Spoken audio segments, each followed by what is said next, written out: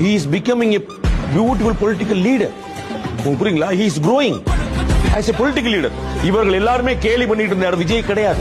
உங்களுக்கு புரியுங்களா? அவருக்கு என்ன தெரியும்? பாட்டு பாட. நான் தான் சொன்னேன், அவருக்கு அவருடைய ஆடியன்ஸ், அவருடைய தொண்டர்கள், அவருடைய கேடர்கள், அவருடைய ரசிகர்கள் என்ன விரும்புறாங்களோ அது கரெக்டா தீனி போடுற அந்த இடத்துல அப்படியே எமர்ஜ் ஆகி கீழே மேல வர. இன்னைக்கு விவாதம் பாருங்க, டிஎம்கே டிவிகே மாத்திட்டாரா இல்லையா?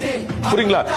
அங்க விவாதம் என்ன வந்துச்சு? ஏடிஎம்கே டிஎம்கே தான் இருந்துச்சு. அது அப்ப 41 பேர் மரணத்துல ஒரு விஷயத்தை அவரால் மாத்த முடியும். இந்த பாரு, எனக்கும் உனக்கும் போட்டி முடிஞ்சா என்னை கை வச்சு பாரு. நான் ஆபீஸ்ல இருந்தா வீட்டுல யோசிச்சு பாருங்க சென்டென்சஸ் அண்ட் ஸ்டேட்மெண்ட்ஸ்.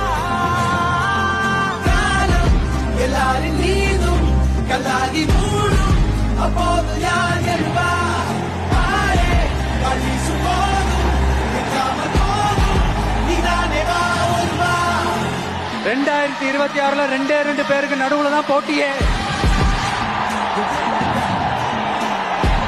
ஒன்னு டிவிகே,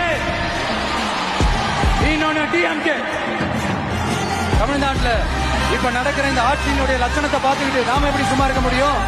ஒரு தவறு செய்தால், அதை தெரிந்து செய்தால், அவர் கபட நாடக மு.க. ஸ்டாலின் அங்கிளாகவே இருந்தாலும் எதிர்காலம் வரும், என் கடமை வரும், இந்த கூட்டத்தின் ஆட்டத்தை ஒழிப்பேன்.